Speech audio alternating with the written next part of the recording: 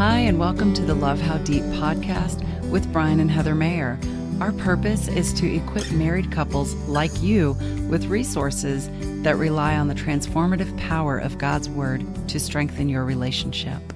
Hey, welcome back to the Love How Deep podcast. We're so excited that you're joining us again, and I am really thrilled about this episode because we're going to be talking about parenting, and it's something that we don't really talk about a whole lot on the podcast. I mean, I don't think we've devoted a full episode to it. Not too We've had much. some conversations Not too much. about it. So, and this is one area that I think you and I tended to struggle a little bit. We did. In our marriage. And that's why we're bringing a guest on today. So we need to have somebody else talk about this, but it's going to be a little bit more specialized because we're going to be talking about parenting special needs children.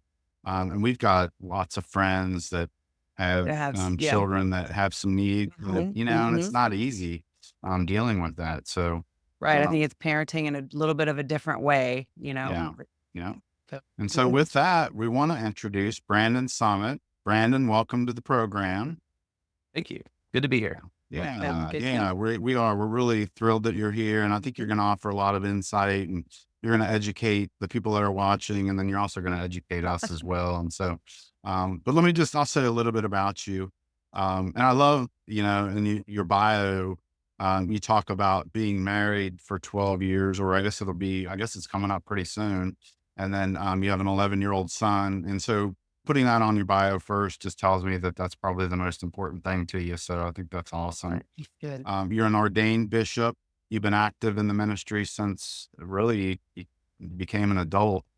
You served as a youth pastor for 7 years. You're pursuing a master's in theology with hopes of becoming a professor. And I'm really getting tired just thinking about all these things that you're doing. How are you doing all this? Right. You love to listen to audiobooks, collect books, treasure hunting. And I love this one. You say you like to obsessively think about how you could word things differently in a conversation, which we might need to have you back on and talk a little bit about communication, right? Because that's something that we talk a lot about. We do. And then you also host your own podcast called the Charting Life Podcast. And it's where you talk about life's mysteries through conversations and stories. And so, and there's all kinds of different things that you enjoy talking about. But again, the one thing that we wanted to talk to you about was parenting of special needs children. So did I get that right? Anything I missed? Anything you want to add? Yeah, you pretty much nailed it all. Okay. Well, awesome. Awesome. So, yeah. So, I don't know if I'm throwing you a curveball with this one. We'll just get started. But I kind of often wondered, what does special needs mean? I mean, I guess there's probably different aspects to what a special needs child is. What's involved in that? Yeah, that's a really good question. So special needs is a really big umbrella. That could be anything from, mobility issues or health issues. So you think of a child with cancer has special needs. Yeah. But a lot of times when we say special needs, we're probably thinking about somebody who has some kind of a cognitive or developmental disability or a delay, something of that nature. And so whenever we're in the conversation about special needs, again, there's a wide range of, issues that could be. And so there's going to be some challenges unique to each, I guess you could say, category. And probably one other thing I want to say that probably helps, I guess, set the tone in the conversation is it can be very emotionally charged having the conversation or even, talking about special needs at all. And a lot of people have very specific ways they like to talk about it.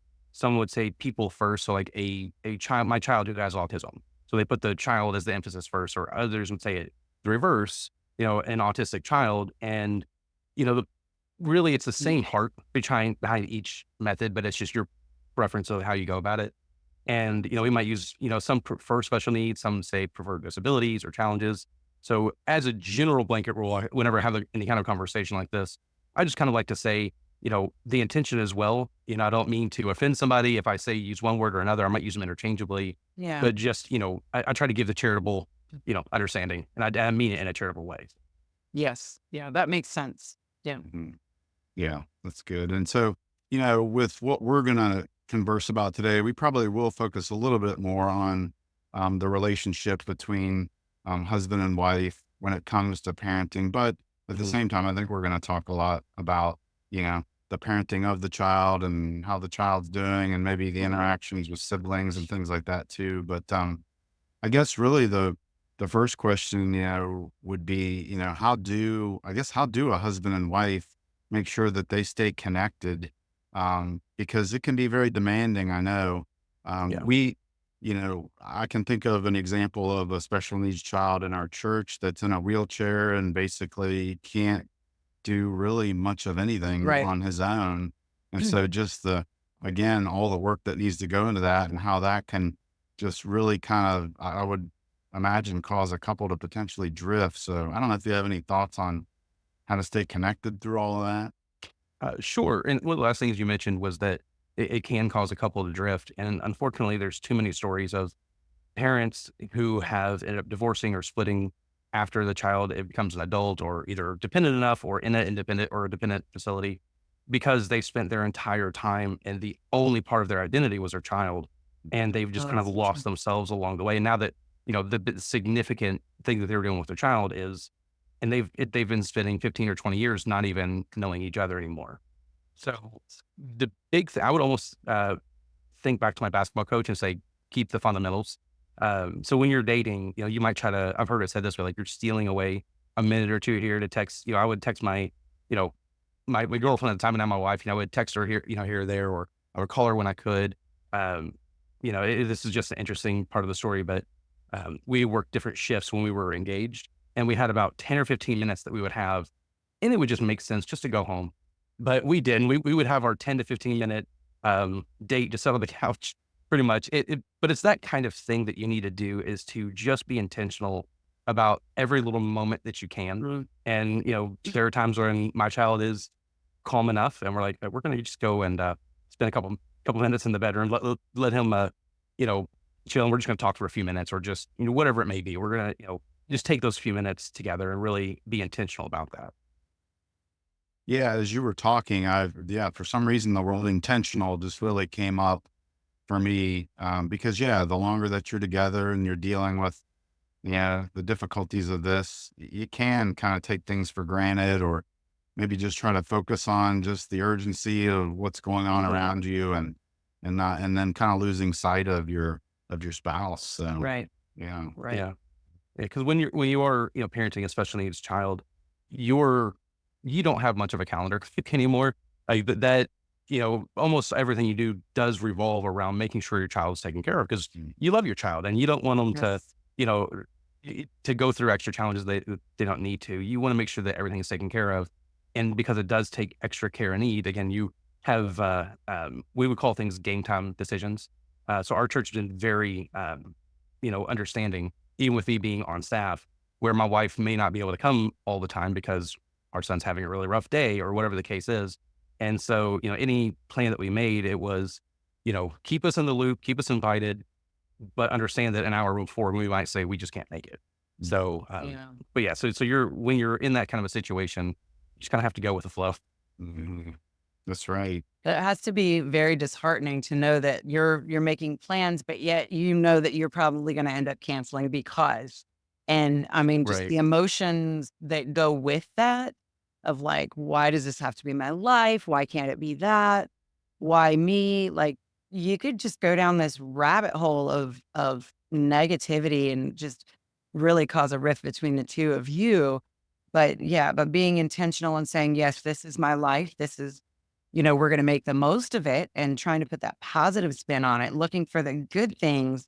It sounds like that's what you have to do. Knowing, yep, we're going to make plans, but we know we might not be able to go follow through. Mhm. There's always the next time, and really trying to stay as positive as you can, knowing that God has given you this child, God has given you this Mhm. spouse, and you're going to work through it together as a team. It's a lot. Yeah. Humor helps a lot. We just, and that's like, maybe a response that I've learned even early on in life is, if you can just crack a quick joke, kind of make it a little bit light, add some levity to it. Yeah. That definitely takes the sting of something that doesn't eliminate the pressure, but it takes the sting of it away enough to be able Sure. to, handle the situation, or to be able to accept, what you have. Right. Sure. Wow. Yeah, that makes sense. I know that works most of the time, I think, for you and I. Like, you might come to me and say, you know what, you didn't make the bed this morning, honey. And if you do it with kind of a smile and kind of a tilt of your head and, you know, the tone and the body language, if you That can be goes a a little bit long more way. gentle, that can Yeah. definitely help. So, Like when he came downstairs, he went upstairs twice last night to go get one thing. Both times he came down, he didn't have it, but he had something else. I was like, so did you get that paper? He's like, oh man, runs back upstairs. He comes back down. Did you get the paper? mhm, So rather than like nagging at him, it's like, let's just have some fun. laugh about it and be like, Right. we've all been there, Yeah. That sounds like me a lot. And we know you can't be perfect. I mean, we get it when you're stressed and stuff just kind of rolls out the tongue or whatever, you get upset. It can happen, but as much as you can, like you said, I think that's great to bring a little levity, a little lightness, a little humor to the situation. That's So, good. yeah. Good word. Yeah. I wanted to ask you about other children in the family because we have some situations of some friends and family members that maybe have one special needs child and then one or two or three, whatever that I guess are not special needs. And so, there can be a difficulty in making sure you're spending time with the others because you've got a lot going on with the special needs. And then also, is there jealousy between children? And I don't know if you have any Mhm. kind of wisdom on that in that area. Good question. Sure. So for my wife and I, we only have just our one child. So from personal experience, I may not be able to say a lot to that, but I think there's still some principles that would work into play. Probably in the same way which you would stay connected with your spouse by having these moments that you can is with your children. It may not always be glamorous and fun, but you know, the children who aren't special needs, take them on an errand. Like, hey, we're gonna go grocery shopping. You come with me. That sort of thing, where you're still making sure you have that time with them. And if you don't have as much extra time as you would for, if you had no special needs children, because again, that's going to significantly limit your time. Take the time that you do have, and so you can be able to do that. And so that's probably one of the best things I can say is because my wife and I have talked about that. Is like if we have another child, how is that going to be? Is one going to feel favored and the other not? And so, my best advice from, granted, not being in that situation, but the principle or mindset that I would take going into that would be just to add them into every little thing that you can do, because they may not have that physical need or mental need, but they still have a spiritual and emotional need They that you do. need to parent with that as well. So, but it'd be a juggling act, that Right. takes practice and forgiveness and grace and mercy with one another. So as you grow as a family, that's something that can certainly help smooth out the rough edges. Right. That makes sense because I mean, even with a family with children with no special need, you have to take your spouse on a date and you have to take the children on a date, one on one. Let's just go spend time together. And yeah, when you've got that added layer, it's even more important, I think, to pour that love and affection and quality time into those other children to let them know that, yeah, I'm caring for them for this reason in this way, but it doesn't mean that I don't love you. So that's really good too. It's just, I think it's even more important to pour that love into them. Yeah. Right. For that. Yeah. And then I was thinking too, I mean, for people that are watching that maybe don't have special needs children, maybe they've got 2 or 3 kids, you can probably relate to this because if you have kids at different age ranges, you got a 5-year-old, an 8-year-old, and then a baby comes along. I mean, it's kind of the same concept. Yeah. But probably as you as parents are probably going to tend to gravitate toward spending more time with the baby and making sure the baby's needs are taken care of. They're And totally helpless. They need Yeah. more time and Yeah. attention. so, Yeah. Yeah. yeah, that can happen. That's good. What about, we were also thinking about, faith in God and we could see that could be shaken with a Mhm. couple that maybe sometimes even in the womb when you find out that something's not right, or again, after they're born or whatever, kind of maybe getting angry at God, or I don't know if you've seen that or have any Mhm. thoughts on that, Brandon? Yeah. So it definitely is something that can be a trial and test for your faith. Uh, and maybe I could share 2 stories to kind of help create a picture there for something with my wife and myself. So I'm a type 1 diabetic. I have been since I was 8 years old. And I know different people have different Christian, traditions. I grew up Pentecostal and I've seen God do some incredible miracles. People who it's like an unexplainable miracle where somebody was healed. And I've prayed for people and they've been healed and it's amazing. But that was very ironic because I've been diabetic my whole life. And I've had people, for whether it's good intention or whatever, to say, God's going to heal you one day, young man. And, and I've always like, okay, it's just going to happen. And as time went on, and I would go to the altar and pray, or I'd disconnect my insulin pump and leave it, and then have to go back a few hours later because my sugar is really high, and just that can really, weigh you down. But I went to a Baptist school, and one chapel preacher mentioned something on the in Daniel, the 3 Hebrew boys getting tossed into the fiery furnace. And I always thought it was super cool that Jesus was with them and everything. But their response was amazing, is, God will save us, but if he doesn't, we still will not bow. And that's something that's stuck with me for probably 20 years now. And I remember around the time that my son was diagnosed with autism, we were starting to have realizing there was delays and no communication with him. It was getting, struggling. But I had a point where I was at church, I was worshiping, we were in worship and everything. And I just felt the Lord speak to me that if I never heal you in this life, will you still love me and serve me? And instantly I'm like, well, yeah, I mean, I've been a Christian. I'm on staff at the church, of course. But those are one of those things that as you get older, you start to realize that you do need to actually sit and think about the answer. Even if it is going to be yes, you still need to count the cost and process that. And so then I did. I was like, really, there's no other option for me. But even if there were, yes, and, I don't love God and serve God because he could heal me. I mean, he's God, he has the power to do whatever he wants. But, even if, that healing is in heaven one day, I'm still going to serve God. And that helped shift my mind significantly for even going in with our son. There was, not too long ago, actually, my son, he's learned to, when he has these stresses and anxieties that really lock him up, he has to go through some sort of a process. And one of the things he's done is started praying, and that's great. But sometimes it's also very scripted, and it's like, okay, it's a little difficult there.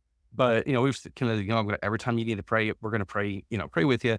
And, I might have to say the exact same words every single time to help you have that comfort, but maybe in my mind, I might add a few more. But there was a point where, again, I felt the Lord say, pray for strength, because I just want God, to fix all. I think most people do. We want to go, we just want the mountain to move, but God wants to take us through it most of the time to give us that strength. And, but I felt the Lord asked me to pray for strength. And at first I'm like, I really don't want to pray for strength, because I know what this means. You don't need the strength if you don't need to, carry the burden. And, so again, it was one of those moments where it's like, I think I'm going to say yes, but I need to count that cost in order to, that way my yes is actually, sincere. And it was the next day, the same thing. I was like, all right, Lord, please just give us strength. And that was a significant breakthrough moment for me. Cause we were really struggling, there's ups and downs. And again, we were just really struggling for a while. It was like, there seems to be no hope. We're kind of in a spin here. And that was a significant, again, assistance, that God has helped me get by giving us strength, to be able to go through and to have that peace. Yeah, that's so good. I know you had, we're talking about this the other day about how when we become Christians, a lot of us think, okay, now we're all set and we're not going to go through struggles and trials. And, It's not true. That's not what God's word says. It's not true. He says When lead you us. face, Yeah. when you face Yeah. trials. Yeah. He won't leave us or forsake us, but yeah. Right. Well, that kind of reminds me, since I was, I wasn't sure exactly how I might lean into this today, but, C.S. Lewis writes about the problem of pain. At one point, C.S. Lewis is just a fantastic author, but, he mentioned something, if I can get the quote as close or correct as possible, is that God whispers to us in our pleasures. He speaks to us in our conscience, and he shouts at us in our pain. Oh. And the solution to pain, because like, if God's so good, why is there pain? Why is there suffering in the world? And, it's not just this cutesy answer that, okay, well, in heaven, things are going to be perfect. In heaven, they will be great. No more tears and all the healing and all the wonderful things are going to happen. But, the solution in this life that we have is, we have a God who entered into our pain, that, the word became flesh. And when Jesus came on the scene, he experienced the fullness of life. Yeah. And, if you're in Christ, you cannot say that I'm totally alone. Not really. Cause you don't have, even though you may be the only one who feels your pain, that you know of, Christ has felt your pain.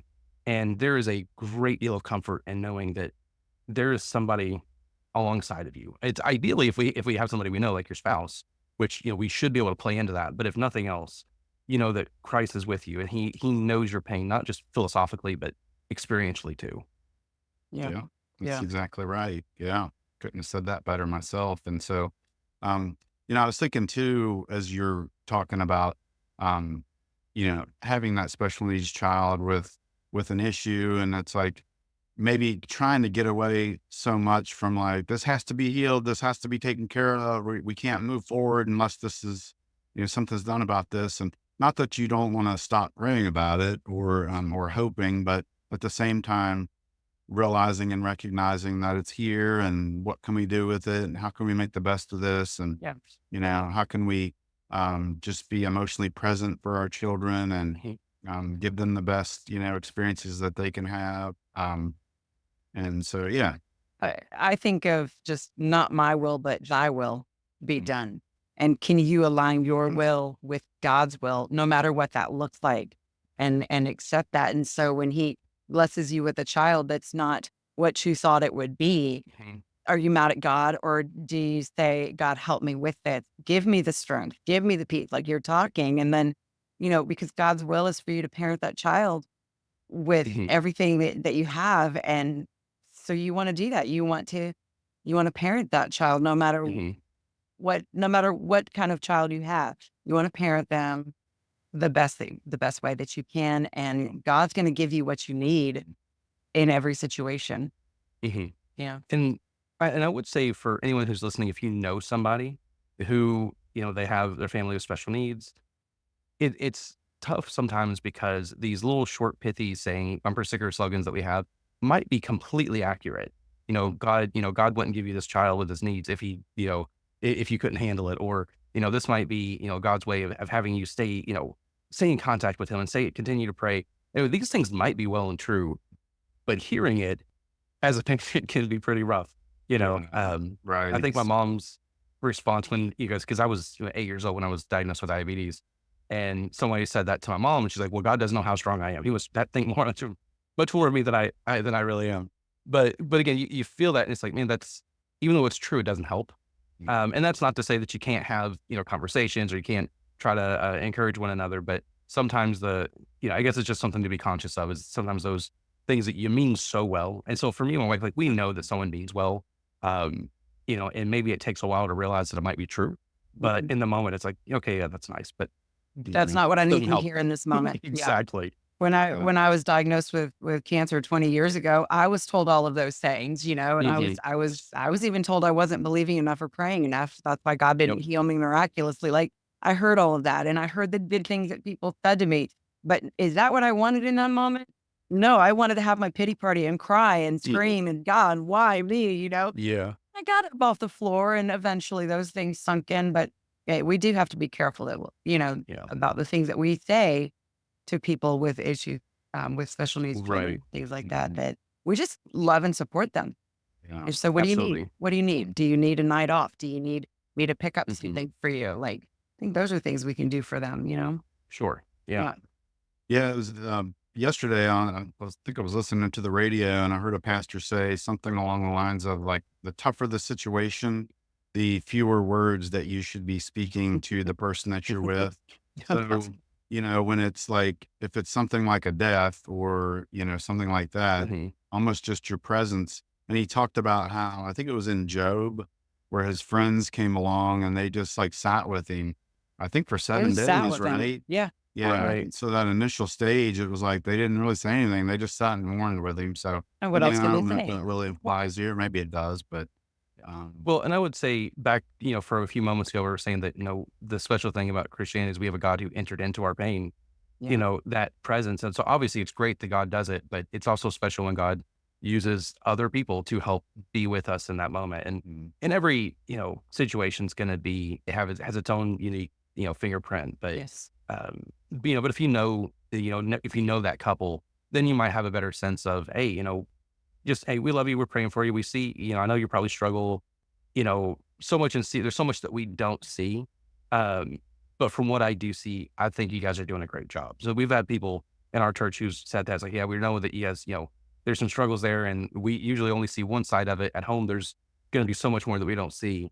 But the parts that we do see seems great, and we're praying for you guys. Yeah. So that's always been encouraging. That's really good. Yeah.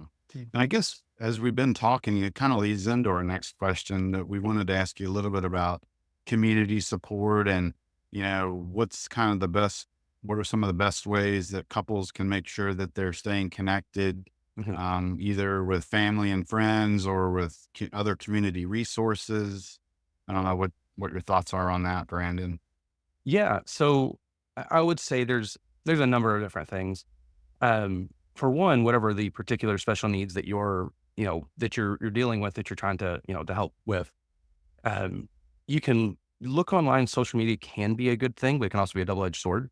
A lot of community or parent groups that we've seen, some are very helpful, but some of them devolve pretty quickly into complaining about their situation or their child, and that's just not helpful for anyone. Yes. So I would say if you do try to find some support, or at least some information, some resources that way, just keep an eye on what that is. And by human nature, it's easy to get sucked into that, even if you are saying positive, And so I would say, if you can approach it maturely and you have nothing, that can be a good starting point. But churches are great. Sometimes it doesn't have to be a mega church, but typically larger churches, there might be a few hundred or more people, are probably going to have more resources, because statistically speaking, they're going to have more families in their church, probably with some kind of special needs. So I'm not saying a church of 30 or 40 can't do it, but statistically speaking, it's going to be some of the more larger churches. They're going to have more resources. And so one church that's actually pretty near us is Little Flock Baptist Church, and here in the Louisville, Kentucky area, they have or at least at one point they had a respite program, and I forget how frequent it was. It was like once or twice a month, like on a Tuesday night, and you could drop your kid off for about, I think it was like 2 hours, something of that nature. It's not a long time, but it's enough for, husband and wife to get away. Or I think my wife, we just like went through a drive-through and just parked our car for a little while and just kind of decompressed or talked, and was able to have our own little date night in that way. So and so that was wonderful. And again, with it being a bit of a larger church, they were able to kind of help, put kids in certain areas based off of their needs or abilities. And they did something, I think it was really good too. They had kind of a buddy system where it was like 1-on-1 or 1-on-2, because with special needs, you need to specialize kind of with that person. So they had it really well and set up. And so if you are a Christian and you do go to church and your church doesn't have anything, try reaching out to some of the larger churches and saying, hey, this is our situation. Do you guys have any resources, or do you know of any place? And be able to get some connections that way. And maybe your pastor might have some idea of some of the other churches in your area that can be able to help with that. Sure. Yeah. That's an awesome idea. I love that. And it's funny, coincidentally, the church you're referring to is where Heather's sister is employed. And so we did not know that until that's really cool. Started talking before the episode. Yeah. So basically, but what they do have, we know what they do have is that there's a special needs Sunday school class. So the children have a place to go and get, the love of Jesus poured into them through the crafts that they make, or, the lessons that they're learning. Like they even have that during Vacation Bible School. They have that same thing going on for those kids. And so my niece gets to participate in that way, and they might dress up like Mary and Joseph at Christmas time, or put on costumes, or make little paper dolls, and just like reenact these stories to just get Jesus in them. And I love that they do that, because to some level it's helping them. It's helping their understanding. It's giving them a place to be themselves, whatever that looks like, whatever that means. And I love that their church does that. So, if you're looking for a church, look for things like that. If you have special needs, And I would say also talk with whoever is over the children or youth, or whoever, whatever your children are. That might be something. So for now, pretty much Sunday and Wednesday, my wife is back with, my son. Not that she's trying to be a children's ministry worker, but she is the main person for our son, because he's just very comfortable with her. But there was a point a few years ago, my son, he loves flipping light switches. And at least at one point, one of the doctors said that's kind of a comfort thing. Like I feel out of control, so I'm doing something I can't control. And he would start strobing the lights by turning it on and off, on and off. And so obviously you can't really have that in the middle of children's church or the grocery store or wherever. But um, one of the other staff at the church, who was the children's pastor at the time, he just used, it was so simple but so profound. He just simply gave my son the responsibility to turn the lights on and off before and afterwards. And so, and that's another thing that kind of goes in with special needs. It doesn't mean they can't do anything. You make sure that they have, like, having some responsibility. It gives you so much dignity. And so that, giving my son, he was probably 4 or 5 at the time, maybe about 5 years old, and just giving him that respect and dignity of, hey, this is your job. And he absolutely loved it. And it also turned down him flipping the light switch and somebody needing to guard it, So it was kind of a, two stones, or two birds with a stone. But that sort of thing too. If you don't, if you may not be super equipped, but find something they can do and give them that responsibility, and you can watch them take pride in themselves, like the good kind of pride, and be able to grow. And the other thing I would mention too is kind of what I mentioned, like with a little flock, that kind of a buddy system. If you have one person that's assigned to that child, they need to probably talk with the parent, kind of get the feel of what does and what doesn't work. But if you have one person that's assigned to that child, or maybe 2 maximum, that is a great way to kind of help. If you don't have like a special needs children's church or children's class, that is a great way to integrate your child into a group with everyone else, and not have to feel like they're just separated. Good. That's good. Yeah, that's very good advice. Yeah, excellent. And do you have something? Yeah. So in our area, there's a church that's partnered with the Ability Tree. Are you familiar with that? I don't think I've heard of it. So it's a husband and wife that started this initiative, or this program, because their son has special needs, and churches were not equipped for what he needed. And so it's an organization that will go into a church and help you figure out, where do you need stairs, or where do you need a ramp, or let's get you all trained so that you can provide that respite care, and provide these nights like you were talking about, where you and your wife could go out on a date and leave your child for a couple of hours, and these people are trained. And so just really helping more churches become aware and figure out what to do for these families to serve them. So yeah, it's pretty cool that churches have something that they can turn to. Right. And so, maybe our listeners can look in their area, see if there are churches that have partnered with something like that, that maybe they're ready to accept that child and accept that family and give them what they need to serve them. Right. Yeah. So like I said, I wasn't familiar with that one in particular, but I know within our denomination, we have some people, at least at the state level, who are like, that is their whole thing, that their education and everything. They're all about, whatever the special needs could be, whether it's health, mobility, cognitive, developmental, whatever it is. And so they've been a really great resource to be able to kind of help figure out what we can do. And yeah, so again, if a church can be able to build a program, or even if it's a couple of churches together saying, hey, we're going to reach out there. And that one thing I liked about Little Flock is you did not even have to be a member of the church. You didn't have to be a Christian. They didn't care. They were just doing that as a complete ministry service. Just serving. The information is a little old, but the last time I looked, probably one of the largest unchurched people group in the U.S. are special needs families. I forget the number. It's probably 90% plus families, even if they're Christians, that they don't go. And sometimes it's the stress, or it's just, they might, feel like they can go. So for a while, again, me working at the church, being on staff or serving one or another, can't just disappear in the middle of service too easily. Again, my church is very understanding. So my wife would sometimes, come late after worship because of the music might overstimulate my child, or they would, be there for 20 minutes and then he's crying, and then, and he leaves, or my wife and my son would leave. And again, the church again is very understanding. But at one point, my wife was commenting that it's just so stressful and the pastor, he told it to her side, but also on the stage, he said, look, if he's like, I've got a microphone and we got speakers, I can talk over a crying baby. And if someone gives you, a stink eye or says anything, you just send them to me. Like, I'm not going to have somebody not be at the church just because they got a crying child. Awesome. And so that was very good. That let us know that he was in our corner as well. But again, there's so many who just, for one reason or another, they don't go. Maybe it is the pain. of the grief of how they're trying to sort through this and how can God be good, and having those questions. And maybe it is because maybe you can only manage 20 minutes, at church. And my encouragement would say, go with those 20 minutes. I know it's stressful. I know it's hard, and maybe sometimes you can't do it. And perhaps, talk with somebody, the pastor or somebody at the church, and say, hey, this is our situation. We want to be a part of it, but we might only be able to be a little bit at a time. Yeah. And so usually they can be helpful there too. But the isolation, families can become an island way too easy. And I've seen it happen. Yeah.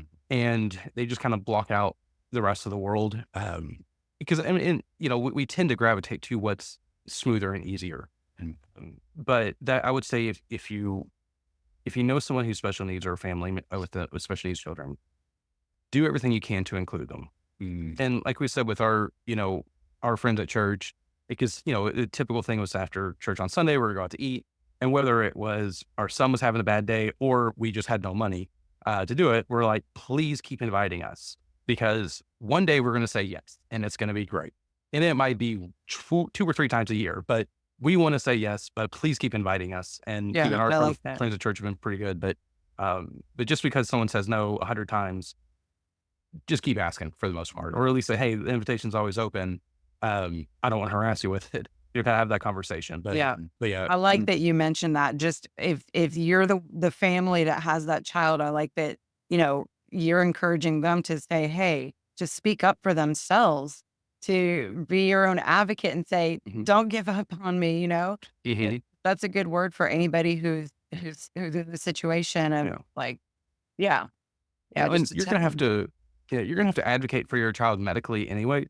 yeah. Do it spiritually and, socially as well. Yeah. That's such a um, good point. don't drop it off just because it's not medically prescribed to go to church, Yeah. I like that. Yeah, that was great. That's I good. appreciate you bringing some light to that, because there probably are some people listening or watching that, again, maybe don't have especially these children like us, but we certainly want to be more aware of those that do. And like you said, it really helps us realize that, hey, we shouldn't get our feelings hurt because someone like you might say no, 10 times. Mm.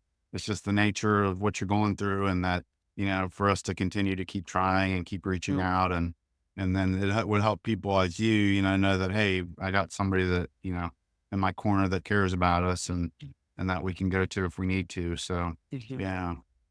Well, I think this has been awesome. I know. I feel like this is probably a good place to start to wind it down. Yeah. So, yeah. I agree. And I just wanted to kind of reiterate, it's like, as a husband and wife, be intentional to stay connected, to talk to each other about decisions that you have to make.